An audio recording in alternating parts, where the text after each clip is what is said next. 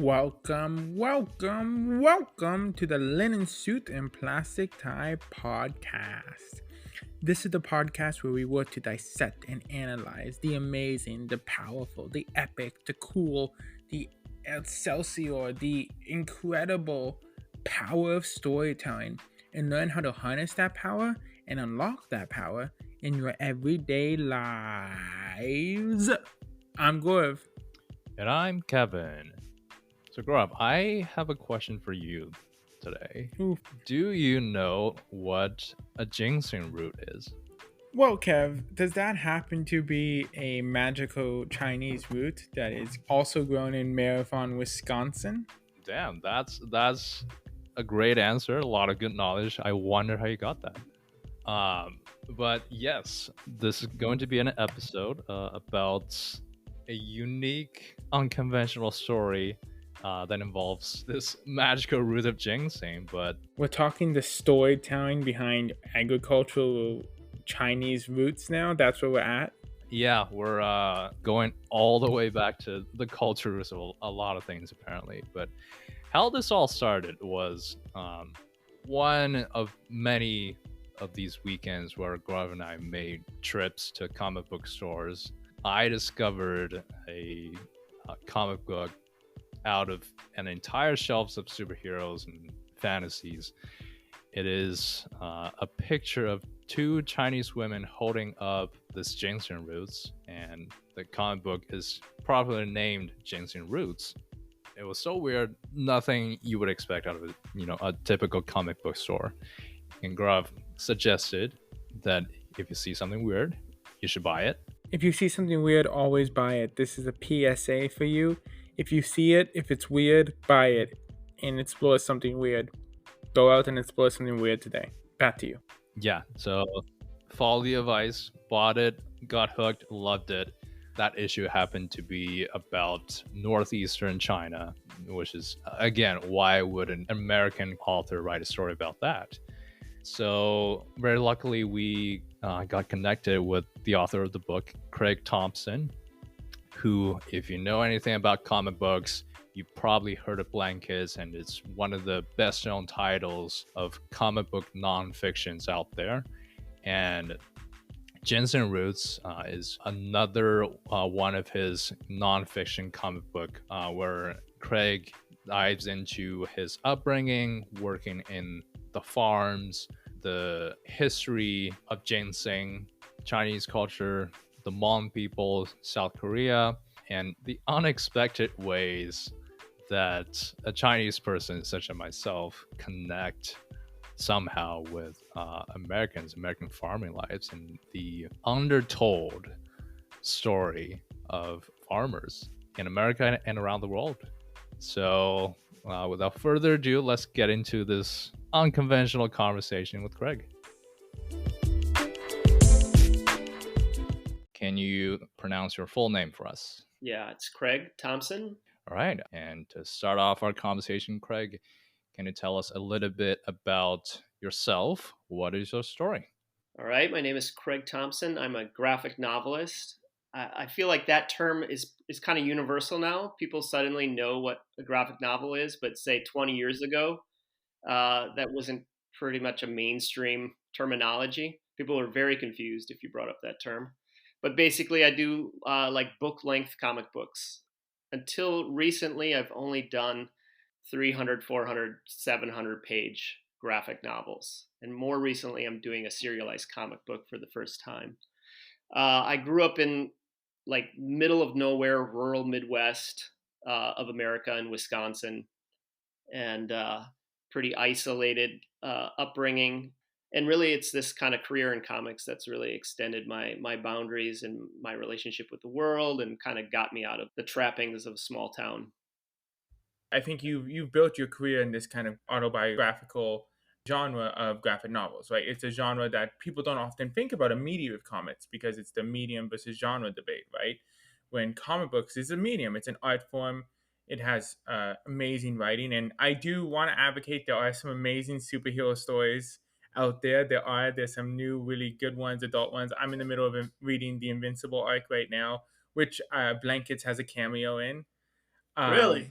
Had no Yeah, idea. you didn't know idea. Let me send you the screenshot. It's actually funny. I sent it Okay. to Kevin the other day, in Oh, yeah. in Compendium One of Invincible. But yeah, there's some amazing superhero stories. But something amazing about comic books is that it has so much room for so many amazing genres, like what you've worked in. So tell us a little bit about why the autobiographical genre made sense for you. Talk about getting that work made, getting that work sold.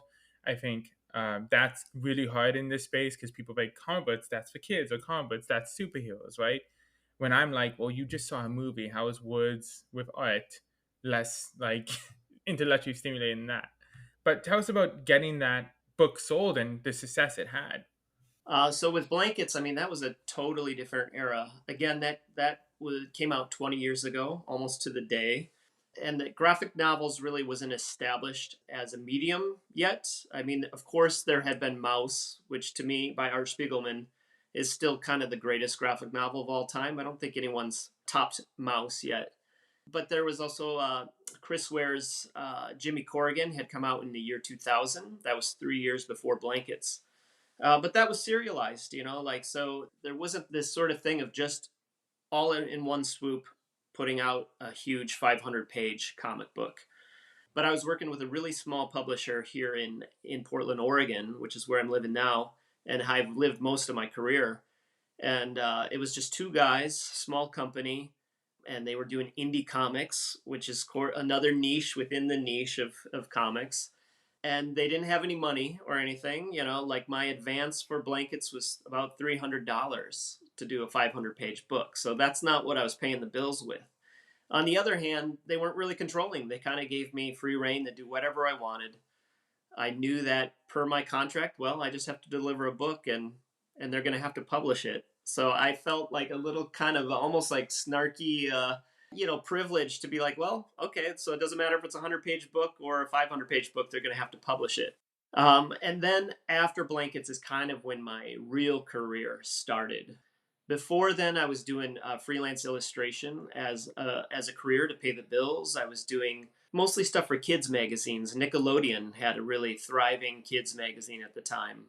National Geographic had a kids magazine. This was still the era of periodical magazines, so that's what paid the bills during that era. And Blankets, of course, was huge. It's been on all these lists. I think you can pick it up in honestly any comic book store at this point. What was that experience like when you're like, oh, this is catching on? Like, and it's something so deeply personal. What was that experience like for you? It changed everything. I still don't think I've really recovered from that whole experience. Yeah, I mean, I didn't expect anyone to see that book. I thought maybe I'd get 2,000 readers, and instead the book was published in like 20 languages, and I traveled the world, and I was like a working class kid I hadn't gone to college. I really didn't have any real life experience. I was quite naive and sheltered.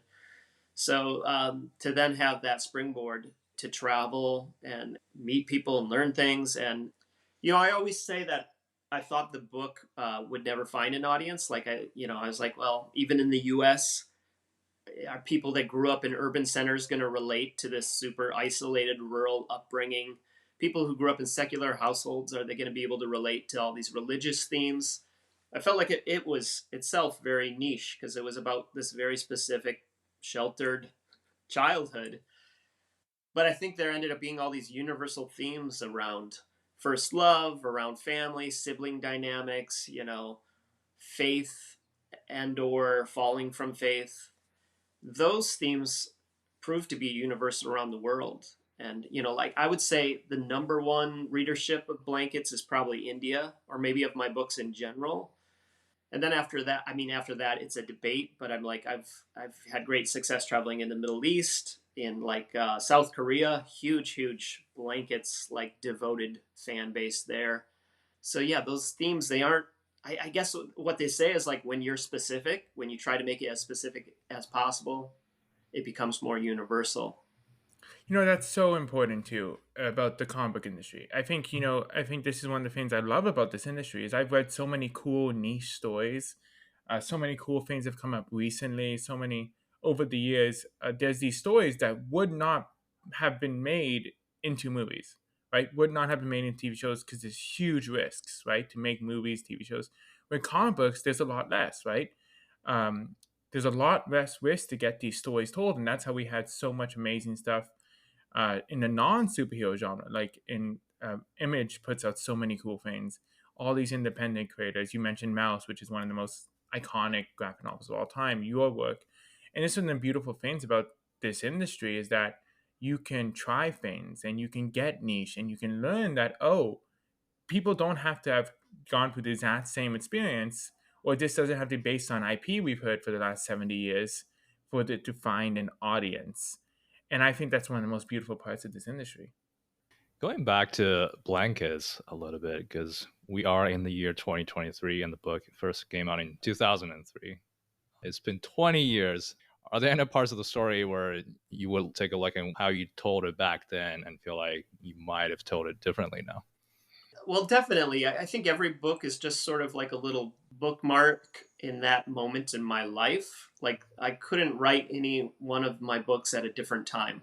It'd be very strange to write a book like Blankets now as an almost 50-year-old man. It'd be almost creepy, I think.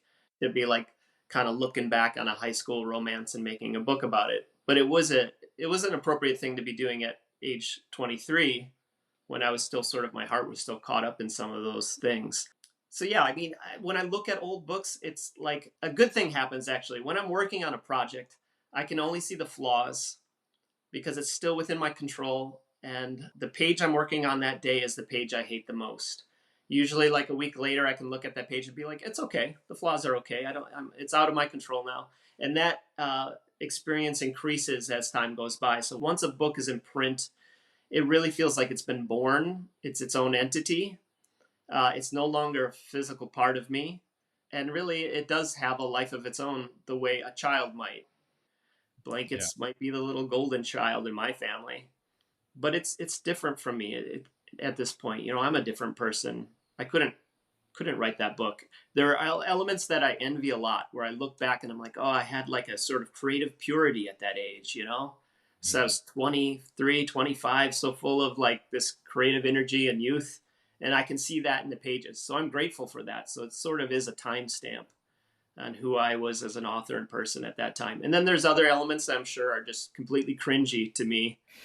But are they cringy for the right reason? Are they just cringy because I'm more of a, like a cynical adult at this point? Who knows? Was there ever the temptation to do spin-offs or sequels or get into some of those Oh, side characters? that's a great question, because there's been a lot of pressure over the years from publishers and readers to do Blankets 2, basically, the sequel. Um, because, honestly, the books that followed Blankets, which are Carnet de Voyage and Habibi and Space Dumplings, none of those books have had the impact of Blankets. So there was always this pressure to basically do a sequel, and I always resisted. I'm like, no, I don't want to repeat myself. I don't want to exploit, you know, or ride on the coattails of a previous success. I just want to reinvent myself with each project. And this newest book, Ginseng Roots, just sort of organically ended up being a form of a sequel. And even that sort of happened reluctantly. I wasn't going to lean into the autobio in this new project, but as I got deeper into it, I realized that that was the actual important story. And I should also like specify too, like previous to Ginseng Roots, I've only done graphic novels. So I've only done book length comics. Blankets was almost 600 pages. Habibi was almost 700 pages. Even my lighter books like Space Dumplings is like 300 some pages. But those projects require so much like isolation, Saturn in his cavern just hammering away at the forge for years and years. And I really wanted to break that cycle. I just knew I didn't have the stamina for it again. I'm like, I wanted to work in smaller bursts and get feedback from readers much more soon, get that sort of validation maybe. But also, I wanted to reconnect with like what comic books were to me as a kid. And as a kid, they of course were just these disposable newsstand pamphlets, that came out every month. I'm like, oh, I want a chance to do that. So with Ginseng Roots, yes, built into the whole project was like, this is going to be a comic book series. And I wanted it to be kind of organic. I didn't write an entire script for the whole. I had an outline for the series, and that's about it. And then I just took each issue at a time, each chapter at a time, and released it. The initial inspiration was to do a book about ginseng, which is probably best known as a medicinal herb in Chinese medicine. It's maybe number 2 most famous herb in Chinese medicine, with maybe reishi mushroom being above it, being the king. Yeah. And I wanted the plant and the root itself to be the protagonist of the series. And I was going to use it as a springboard to explore a lot of different topics. And one of those is global trade, because ginseng is the origins of the U.S.'s trade relationship with China, which becomes more and more important, every year. So before this was ever a nation, French Jesuit priests were exporting wild ginseng from the New World back to China. They knew right away that this was a lucrative herb. And then the same happened with the American Revolution, was basically funded by ginseng sales. This newly minted country owed this incredible debt to France. So one of the first things to pay off that debt was shipping basically furs and ginseng to China. And so this is the origins of our country is tied to this root.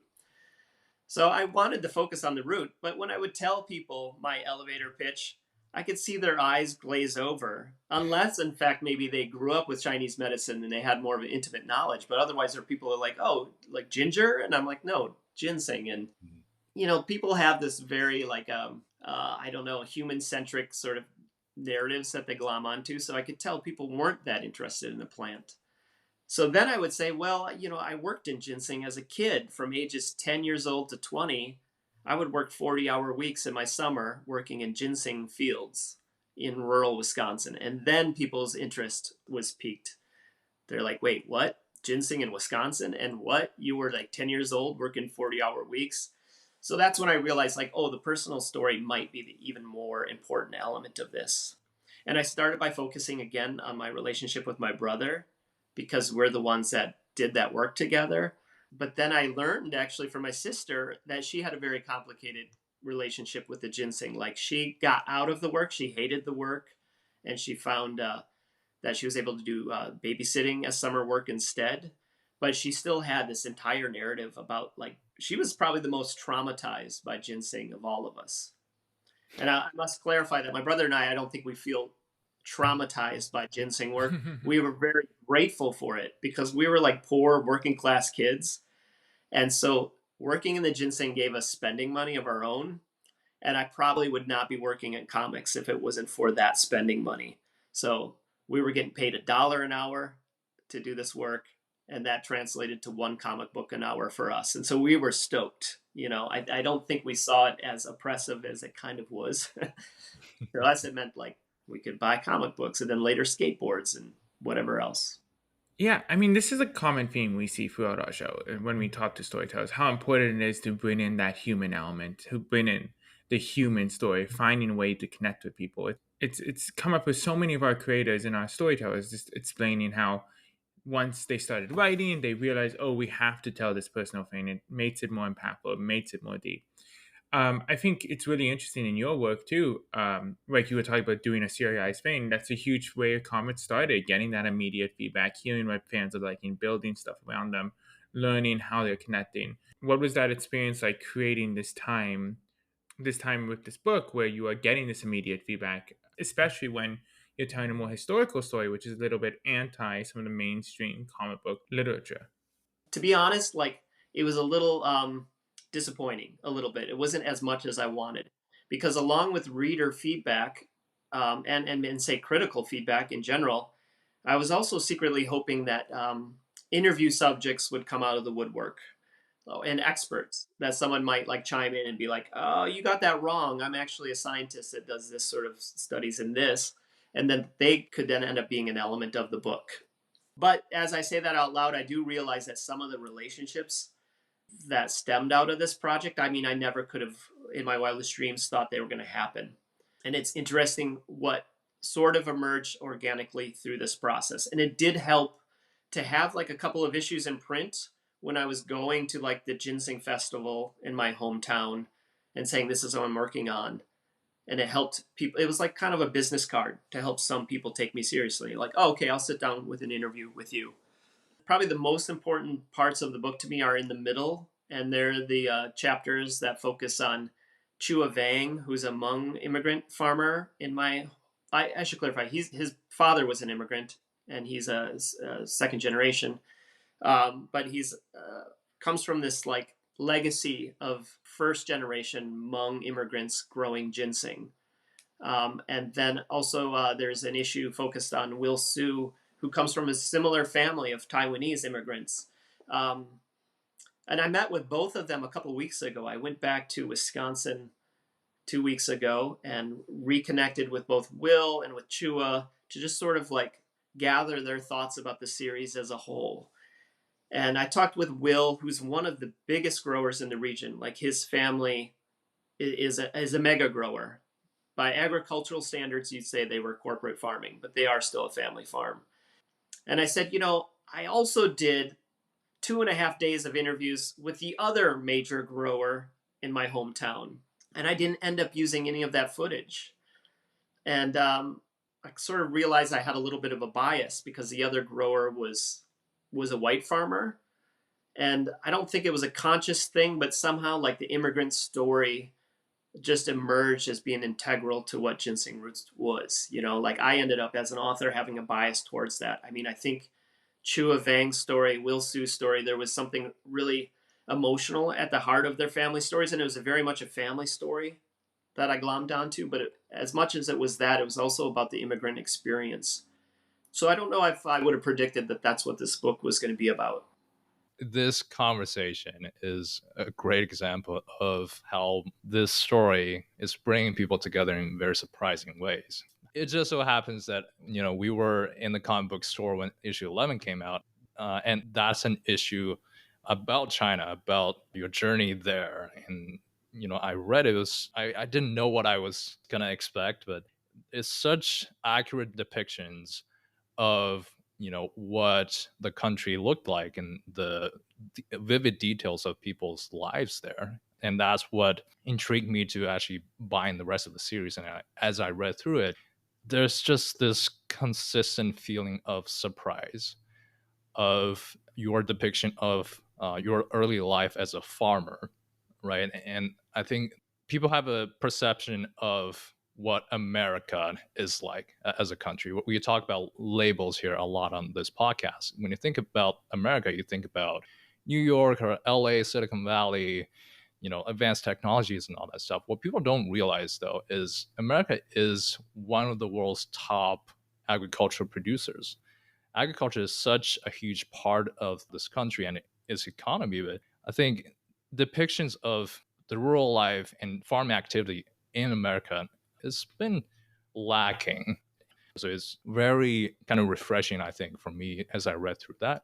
And also finding resonance and connections with my own cultural roots, because coming from China, you get very well educated on the agricultural history and culture in China. And people, have, even though I'm a city boy, I never really did farming myself.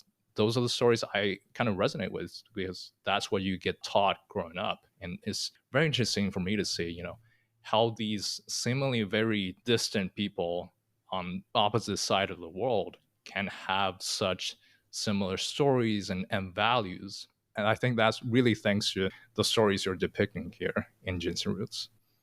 Thank you. I mean, that's the best possible feedback I could receive. And as you were talking about it, I was just thinking like, maybe I'm the only cartoonist who grew up working in ginseng. I'm not sure. Actually, I know I'm not the only because in issue 7, there's an artist, Dua Shaka Her, who's a Hmong cartoonist in the same town I grew up in Wisconsin, that did a story about working in ginseng as a kid too. But we're probably the only two.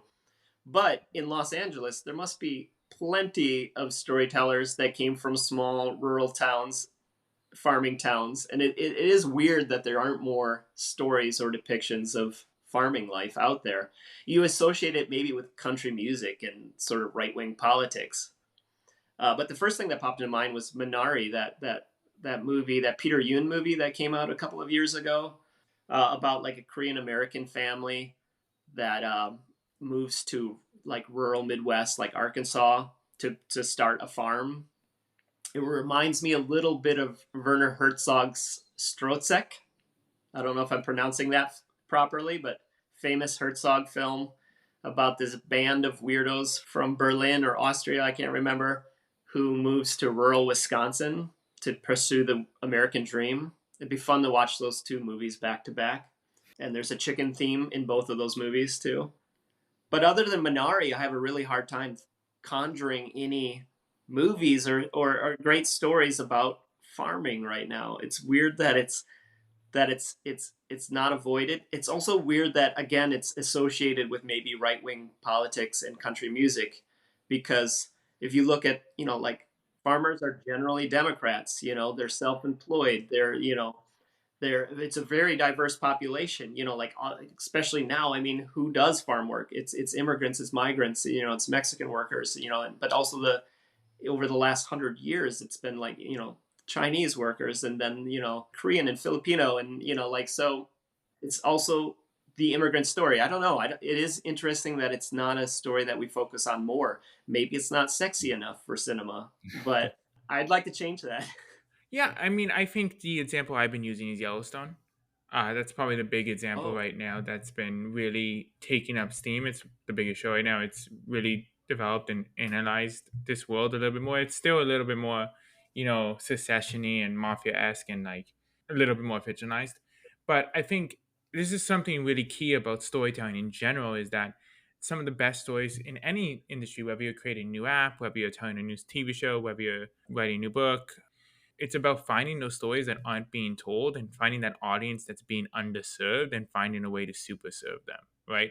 And this is the one thing about Yellowstone that did so well is that it's a huge part of the country that just wasn't their story wasn't being told. And Yellowstone in books like yours and farming books and things like that is able to tap into them because they're not being represented. And by telling stories that connect with them, you access this huge audience that's been overlooked, and it's huge with storytelling. You gotta find that audience that's being underserved and find a way to super serve them. I agree completely. I don't think I had that sort of agenda though. I didn't deliberately try to figure out in a sort of a mercenary way of like who's the untapped market the way a Hollywood studio would. Uh, but yeah, I guess I just like on a gut level, I was feeling that missing. And also, you write what you know, right? I mean, Yep. I don't have a lot of experiences, but I happen to have this very weird, idiosyncratic childhood working in ginseng gardens.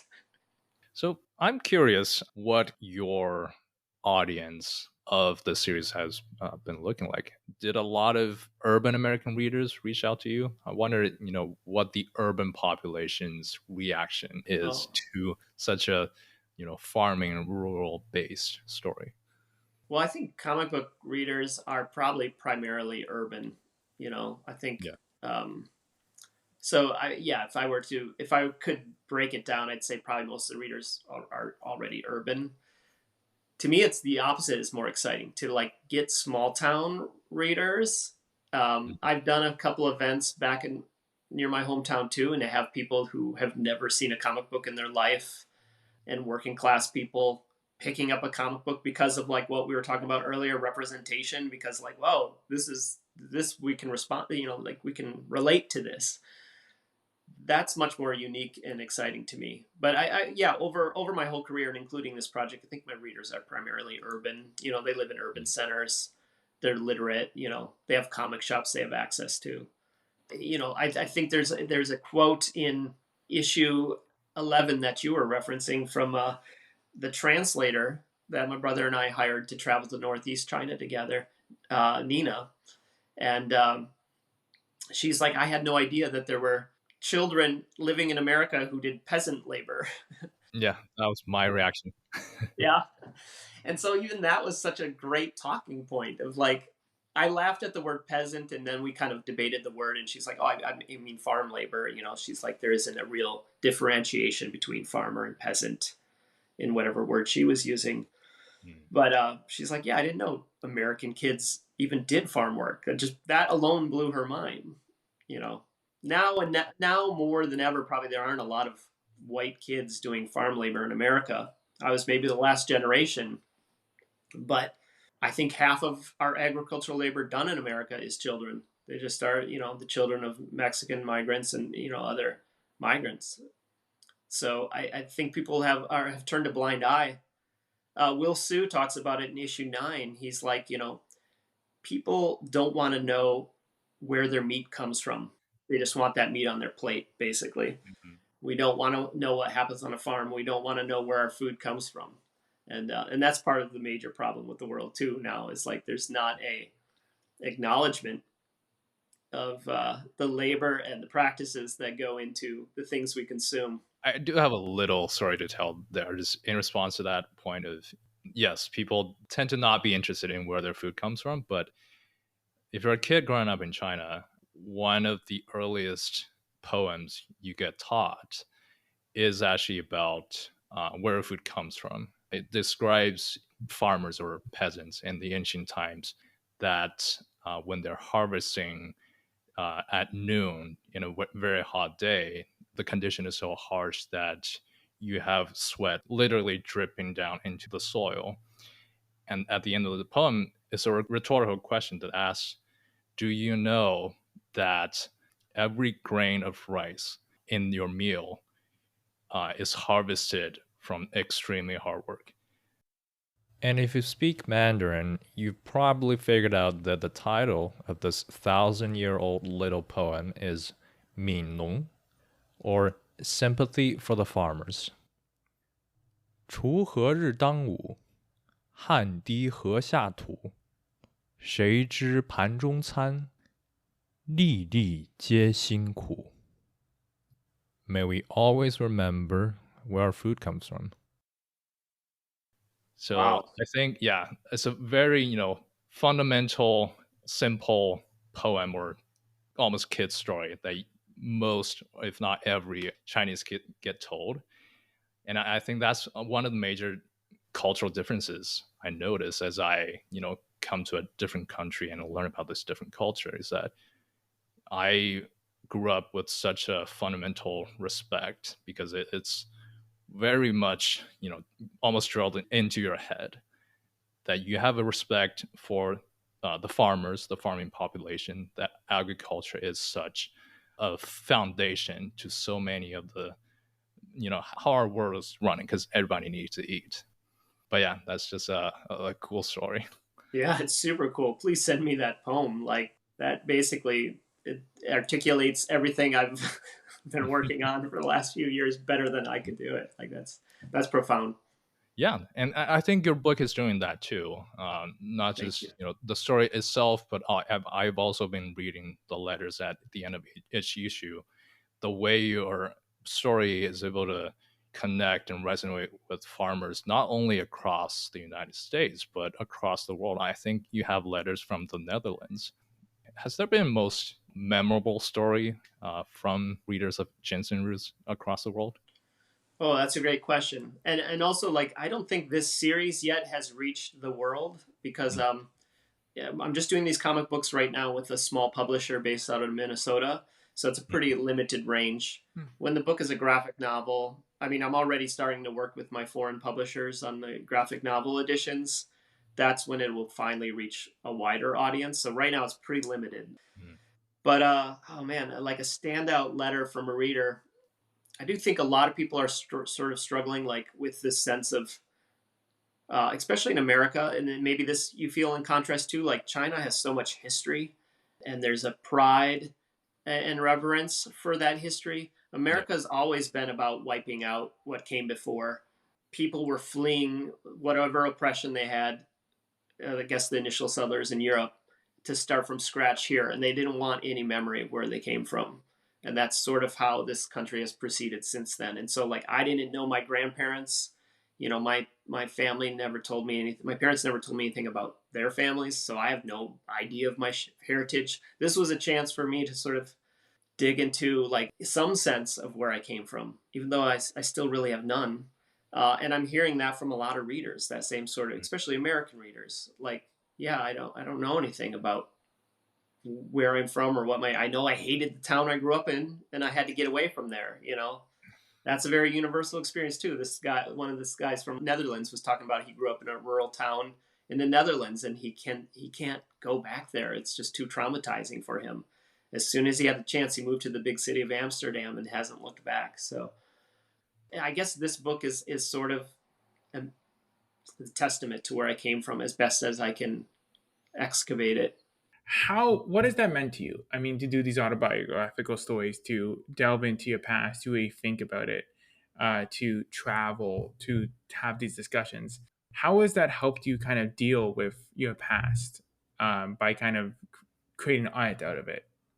Sometimes I refer to blankets as sort of my coming out story, or I've actually heard it described that way from queer readers, that they identify with blankets because for them it reflects their own coming out story. For me, it was coming out as not Christian to my very fundamentalist Christian parents.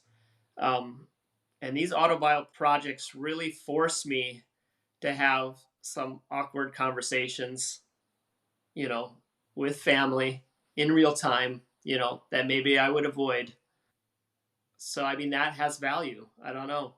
It's not therapeutic. I can't say that making art is necessarily therapeutic. Therapy's therapeutic, you know, but exercise is therapeutic. But making art is often very painful and just kind of tills up all that discomfort.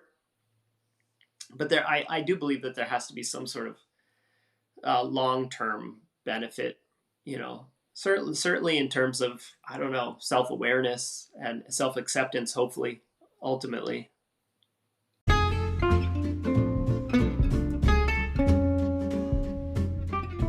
To be mindful of your precious time, we have this closing segment called Suspenders. So this is where we ask you a fun, random question that's unrelated to anything whatsoever, and you can give us any answer you feel like.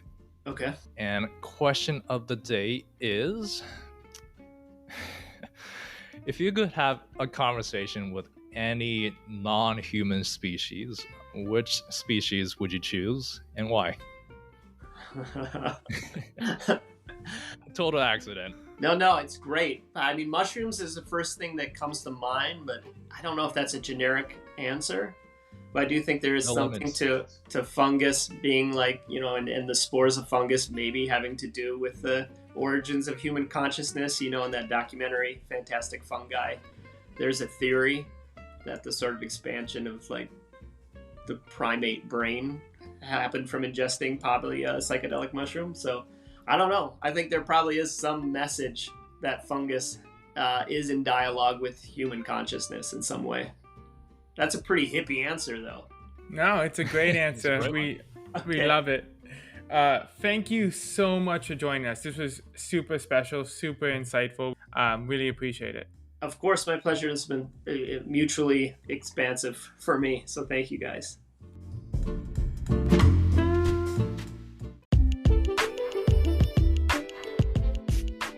Welcome back to Top Hat. This is the part of the episode where we dissect and analyze some of the key learnings we got from this week's expert storyteller. And this week we had comic book memoir writing extraordinaire, Craig Thompson. Man, Kev, you know I love whenever we get a comic book guest. And this one's really cool because it's a really format-breaking comic book guest who kind of branches away from the classic. Often comic books are related to superhero stories. And even when people take a more nuanced look, it's think there's like a fictional space. There's something really special about doing memoirs in the form of comic books. Something we've talked about a little bit on the show in the past is that every single type of storytelling format has its own advantages and disadvantages, right? And the biggest mistake you can make is thinking there are good kinds and bad kinds, and then writing off types of storytelling as not appropriate or not artistic enough or not mature enough, because then you're locking all these unique ways. And Craig really shows this in a really great way, because Blankets and Ginseng Roots, they tell a story through art and text and pacing and release cycles that you couldn't tell in novel form. It's just a totally different story, and I don't think it hits the same level, not just because he loves comic books, not because that's an authentic medium to him, but it's a medium he takes seriously, and he leans into it. He leans into the advantages of comic books because there's so much emotion, there's so much subtext you can tell through the art that you can't tell in a novel. Having that control over the coloring and the pacing and the art to give off your emotion and your feeling, not just the factual events that happened, is so crucial to creating that emotional resonance with your reader. I think the key lesson here is be very particular about the mediums you use to tell your story. Yeah, and I think Ginseng Roots is a great example that shows the unique advantage of comic, especially when released in consecutive issues instead of complete graphic novel at once, is that the author is able to, iteratively collect feedback from their readers and audience and use that as a basis to improve upon the upcoming issues. And for Ginseng Roots too, because it's a nonfiction that is resonating with so many people, when you read the fan letters at the end of every issue, it adds color to the stories you're reading in the actual content, and it really leads you to think about the story even more. So the fans, the readers, are actually actively contributing to that story. So yeah, I totally agree that there are unique advantages to each medium, and certainly in this case, it's creating a great chemical reaction. And finally, what I think makes this episode so significant is that it is another great example of storytelling being able to connect people in very unexpected ways. In this case, who would have thought that a story about this herbal plant or roots about the American farming life is going to resonate with so many people, including myself, who, I'm from China. I grew up in the city, but agriculture and farming is a huge part of the Chinese culture and education and upbringing. But at the same time, it is also, I think, a great example for everyone to start realizing that the story you have is more interesting and less dull than you think they are. If you're able to tell it well, there are elements within your story that is touching and meaningful that will allow you to connect with other people, that will allow other people to connect with you. And just in general, I look forward to seeing more stories coming out of America or the West in general about farming or the lives and stories outside of big cities. It's that age-old thing. If you have a question, there's probably someone else in the room that has that question, right? I think one of the biggest things about storytelling is that you have the power to make people feel seen. You have the power to represent people's stories. You have the power to teach someone who might not have any experience like yours something about your experience and build that empathy. So not only is it creating a world where people who have nothing to do with it can build empathy and learn something, but when you find an audience that stories aren't being told or being stereotyped or being unfairly told or aren't in these rooms, finding a way to tell those stories authentically allows you to tap into an audience that didn't even realize they were being underserved. And I think we're definitely seeing that right now with all these really interesting niche stories coming out and connecting with these audiences. And this has been another great episode of the Linen Suit and Plastic Tie podcast. If you like our content, make sure to subscribe and follow wherever you listen. Leave us a comment and review to let us know what you're thinking. Follow us on Instagram and TikTok at LSPTPod, LinkedIn, Linen Suit and Plastic Tie. We truly, truly appreciate your time. We absolutely love anyone who takes the time to become a better storyteller and start to find the hidden storytelling behind everything they do. Have a good one.